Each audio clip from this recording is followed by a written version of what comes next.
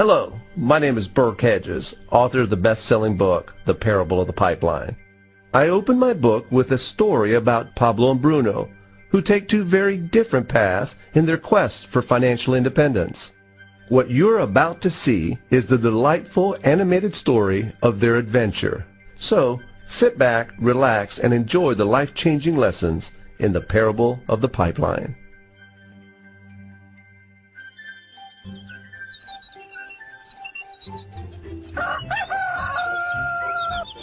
Far away, in a small village, near a beautiful valley, lived two friends, Pablo and Bruno. They were both young and dreamed of a better life for themselves. They'd often discussed their dreams about how they would become the most successful men in the village. They weren't afraid of hard work, and they searched for opportunities to help realize their goals and achieve their dreams. One day, an opportunity presented itself.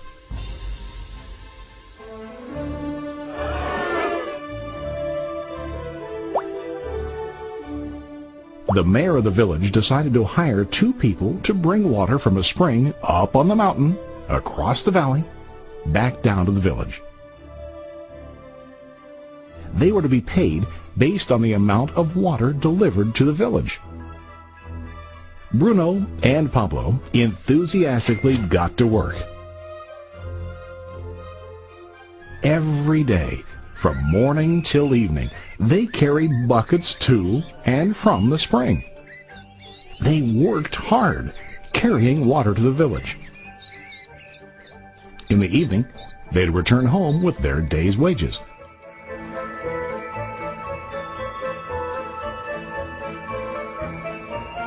Bruno was satisfied with his work and the money he earned.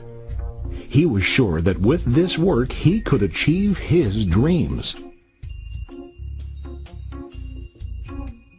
Bruno thought that to increase his wages he could use bigger buckets to bring more water each trip.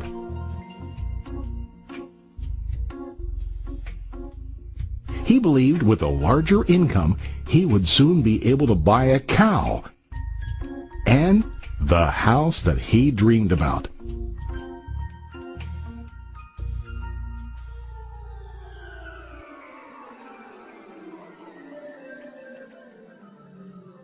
Now Pablo was not satisfied. At the end of the day, his back and hands ached, and he was exhausted. He was looking for an easier way to earn more. One day an idea occurred to Pablo. He imagined building a pipeline to deliver the water from the mountain spring to the village.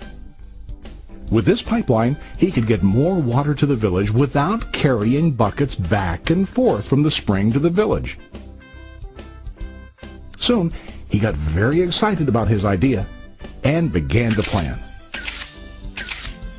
Pablo, of course, shared his idea with his friend Bruno and asked him to join with him to work on and help build the pipeline. Bruno thought the idea was crazy. All Bruno could think about was what his money could buy today and how to get it quicker. He felt that building a pipeline would slow him down and delay him in achieving his goals. Instead, Bruno got bigger buckets and went more often back and forth fetching water. He was sure that with this method he could make more money. Pablo decided to build the pipeline on his own. He understood that it would not be easy to build, and it would take time to complete the pipeline. Pablo knew that it could take several years to finish, but he set his mind on his goal. Every day he worked and carried water like before. But on weekends and during his spare time, he worked hard to dig in the rocky soil and build his pipeline. In the first month, there was little to show for his work.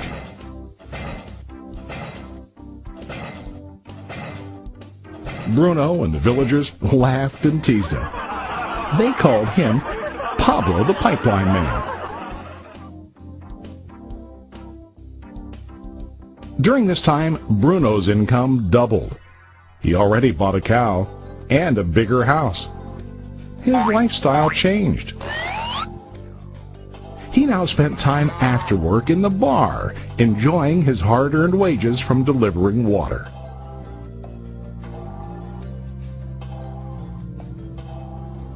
What Bruno didn't realize was that his body was starting to stoop from carrying the heavy buckets every day.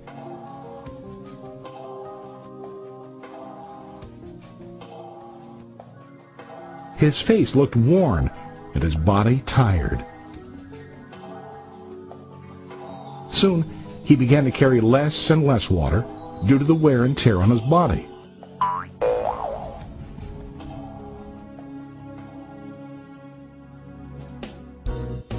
Month after month, Pablo worked.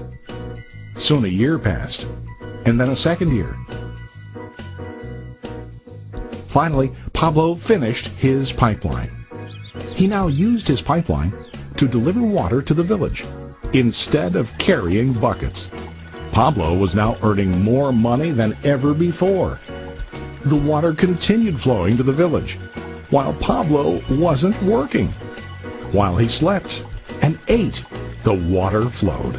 Pablo was happy and proud of his insight, persistence, and hard work.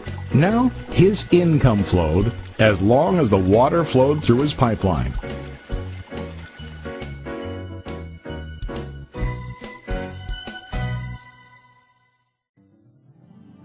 The story of Bruno and Pablo is a reflection of life. Their jobs symbolize what most people do to earn money. Bruno gets his money using buckets. He goes back and forth, carrying his buckets from the spring to the village in exchange for money. To increase his income, he either has to go more frequently to the spring or to use larger buckets. It's common in real life to increase our income by working harder. For example, working overtime or getting a second job. We also increase the size of our buckets by accepting a higher paying position, which often includes spending more time on the job. Most of us exchange time for money like Bruno. We know that every person has only 24 hours in the day and that it's not possible to use all our time to work. The most difficult time comes when we can no longer exchange time for money due to age, health, or other reasons. Then, our income stops. Now let's review what Pablo did. Very wisely, Pablo did not exchange all of his time for a limited income, but he used some of his time to build a pipeline. He knew that the pipeline would bring ongoing income as long as the water flowed. An ongoing income that multiplied the time he worked each day. Pablo knew that someday, maybe because of age or health, he would no longer be able to exchange his available time for money. Pablo knew that if he could make his idea of a pipeline work, then he only has to do the hard work of building the pipeline. After the pipeline was completed, Pablo was able to monitor and maintain the flow of water to ensure that his income will continue. Pablo has shown us that to earn an income, we don't always have to directly exchange time for money. There really are better ways. How about you? Are you still like Bruno, who directly exchanges time for money? Or do you want to be like Pablo, building and maintaining a pipeline for ongoing income? If you are interested in the idea of building your own pipeline, contact the person who lent you this presentation. You can start building your pipeline today.